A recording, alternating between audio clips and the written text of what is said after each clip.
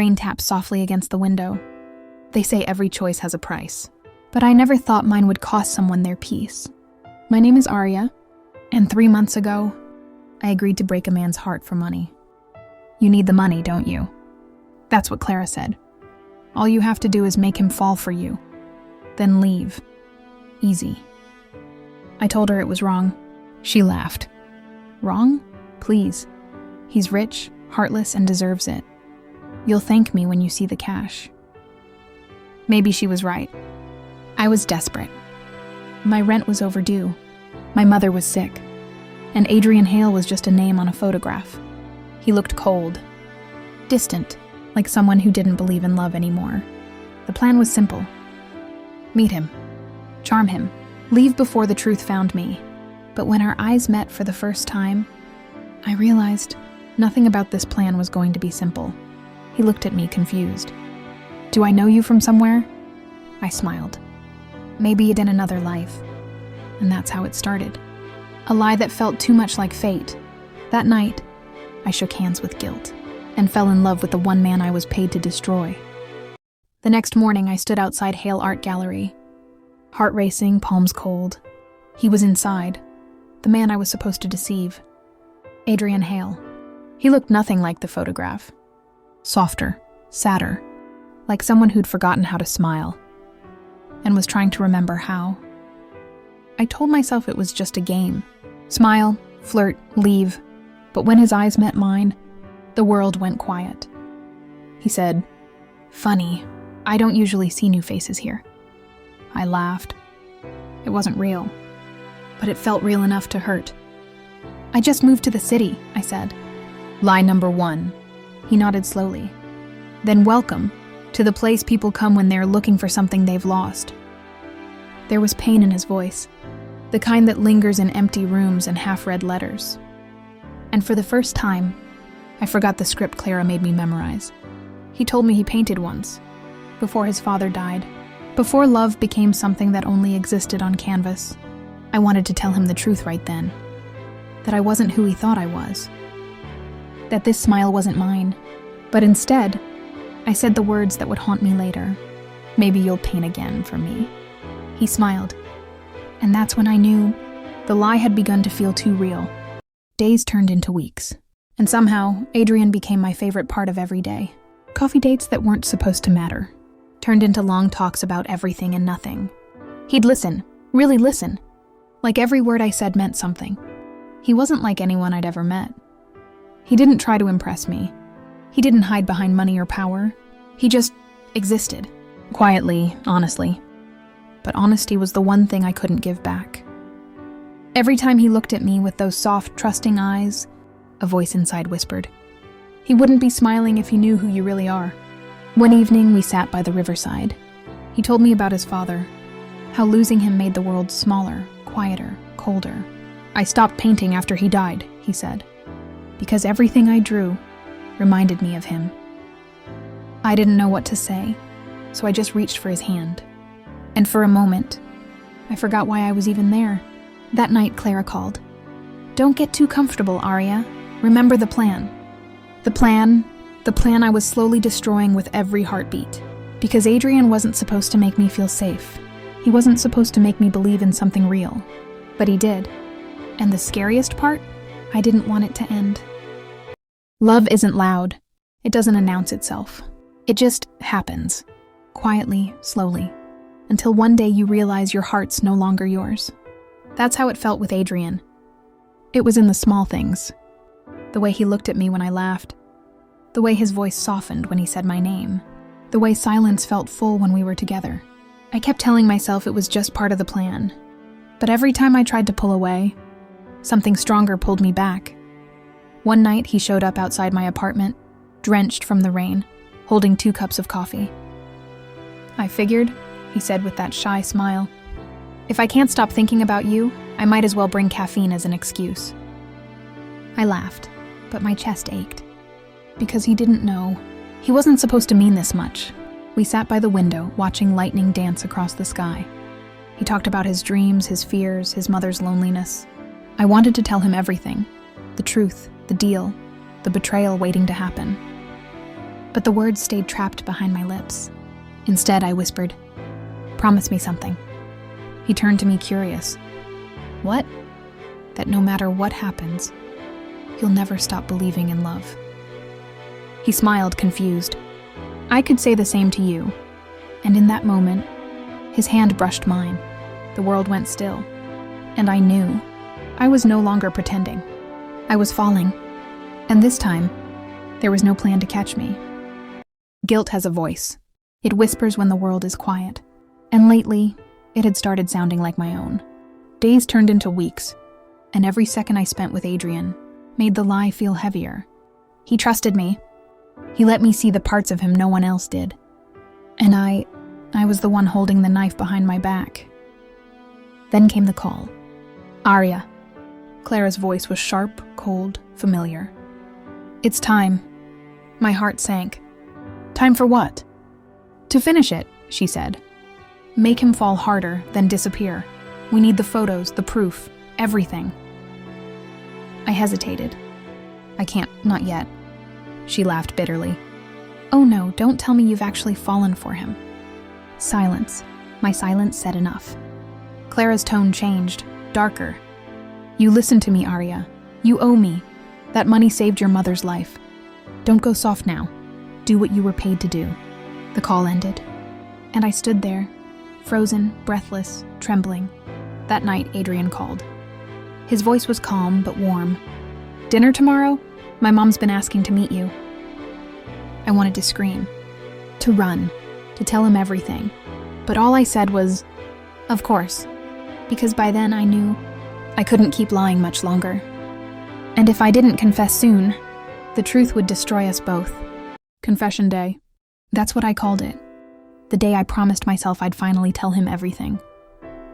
The sun was gentle that morning, and for the first time in weeks, I felt light. I wore the dress he said made me look like hope. He texted, "Can't wait to see you." And I smiled, not knowing my whole world was already burning behind me. When I reached the cafe, he wasn't there yet, but everyone else was staring at me. Whispers, phones, screens lighting up. Then I saw it. A post, a thread, a dozen photos of me and Clara. Messages, plans, screenshots, proof. The caption read, "She was paid to break his heart." My stomach dropped.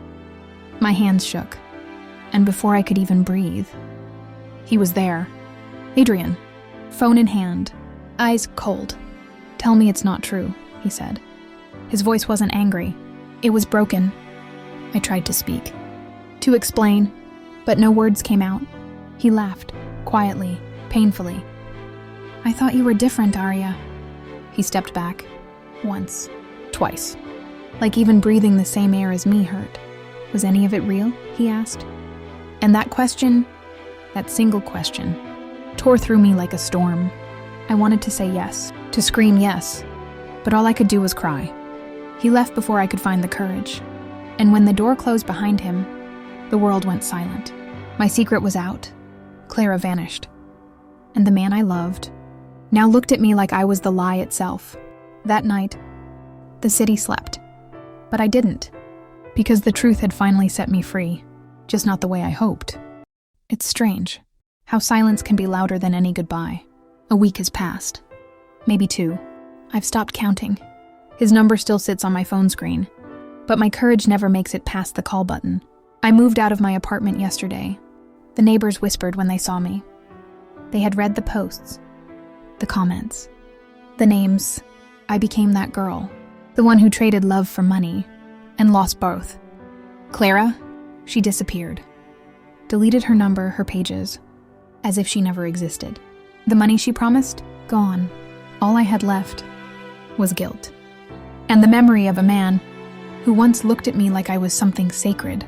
At night, I replay our moments. Every laugh, every glance, every lie I told myself. There's a photo of us, still on my phone. His arm around me, his smile soft, his eyes full of trust. I stare at it until it hurts to breathe. Sometimes I whisper his name into the empty room, just to hear it echo back. Adrian. And in that echo, I realize I never wanted his money. I just wanted someone to see me and stay. But I broke the only person who ever did. So I do what I know best. I vanish too. Delete my photos. Change my number. Erase every trace of who I was. Because sometimes, to start over, you have to disappear from your own story first. Months have passed. The city has changed. Or maybe I have. The rain doesn't sound the same anymore. It used to remind me of him. Now it reminds me of everything I lost trying to become someone I'm not. I got a job at a small cafe near the hospital. Quiet place.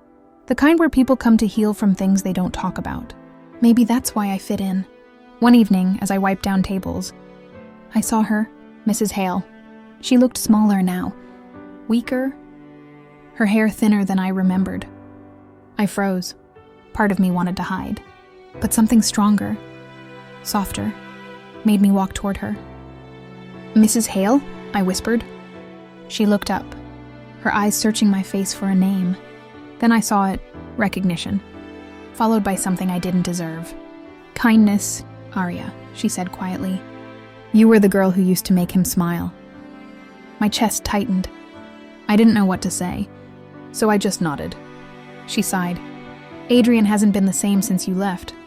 But life does that to people. It breaks them in strange places." I wanted to tell her everything. The lies, the deal, the guilt. But instead I asked, "How are you feeling?" She smiled weakly. "The doctors say it's time to rest more. I'm not afraid. I just wish he'd visit more often." Her voice cracked, not from illness, but from loneliness. That night, I stayed late, brought her tea, listened to her stories, not to earn forgiveness, but because she deserved someone to listen. And for the first time in months, I felt peace. Not because I was fixing anything, but because I was finally doing something right. For weeks, I visited her after work, read to her, helped her walk. She started calling me the daughter I never had. Every time she smiled, a piece of me healed. And even though I never saw him, I knew one day he'd find out. Not about the lies, but about the woman I was trying to become. It happened on a Sunday. The air smelled like rain, the kind that carries memories instead of storms. I was sitting beside Mrs. Hale's hospital bed, reading softly from one of her favorite books. She was asleep, peaceful, a faint smile resting on her lips. Then I heard it, the sound of footsteps. Slow, familiar. When I looked up, time stopped. Adrian. He stood at the doorway, older, quieter, wearing the same kind of sadness I'd left him with. For a moment, neither of us moved. The air between us was heavy, not with hate, but with everything we'd left unsaid. His eyes met mine. No anger, just questions, and that quiet ache that only love can leave behind. I stood, my hands trembling. "Adrian!" He didn't answer. He just looked at his mother, then at me, as if piecing together a puzzle he thought was lost. Mrs. Hale stirred awake. Her voice was weak but warm. "Look who's here," she whispered. "My two favorite people." Adrian walked closer. The sound of his footsteps felt like echoes of every moment I had run away from. "I didn't know you were helping her," he said quietly. I nodded. She needed someone. I just wanted to be there. He studied me for a long time, like he was trying to decide if I was real. "I thought you disappeared," he murmured. "I did," I said softly. "I had to learn how to stop being the kind of person who hurt you." He exhaled, his voice breaking just a little. "I hated you, Aria, for a long time." I nodded again, tears filling my eyes. "I hated me too." Silence. Then he took a slow step forward, close enough that I could see the pain and forgiveness fighting in his eyes. "She said you made her smile again," he whispered, glancing at his mother. "That's not something a bad person does." My voice shook. "I wasn't good, Adrian, but I'm trying to be better." He stared at me for a long, endless moment. Then he said the words I didn't expect. "I can see that." The clock ticked. Rain started tapping gently on the window. And in that quiet hospital room, for the first time since the lie began, we both breathed. Not as strangers, not as enemies, but as two broken souls finally learning how to forgive. The rain didn't stop that night. It whispered against the window, soft, endless, like it had something to say. Mrs. Hale passed quietly 2 days later. No pain, no struggle, just peace. After the funeral, I stayed behind to help Adrian sort through her things. We didn't talk much. We didn't need to. The silence between us had changed. It no longer hurt. It healed. Then, at the bottom of a wooden drawer, we found it, an old envelope with both our names written in her handwriting, for Aria and Adrian. My hand shook as I unfolded it. Her voice came alive through the paper. Gentle, loving, certain. If you're reading this, it means I'm gone. And maybe that's how it had to be. Because love doesn't always wait for perfect timing. Sometimes it waits for healing. I looked at Adrian. His eyes glistened, but he smiled. I've watched you both love and lose, hurt and hide, but I never stopped believing you'd find your way back. Not to each other, maybe, but to yourselves. The words blurred through my tears. Forgive the past. Don't let pride make you strangers again. The world needs hearts that still choose kindness, even after they've been broken. I folded the letter carefully, like it was something sacred. Maybe it was. Adrian stepped closer. His voice was quiet, steady. She always believed in us, he said. She always did, I whispered back. We stood there, two people who had loved, lost, and somehow still found their way to peace. He reached for my hand, not to hold it, but just to remind me it was okay to let go. And as I walked away that evening, I realized something. Forgiveness isn't about who was right or wrong. It's about freeing your heart to love again, even if it's not the same love as before. The sun broke through the clouds. The rain finally stopped, and in the quiet light that followed, I smiled, because endings like this are really just beginnings in disguise.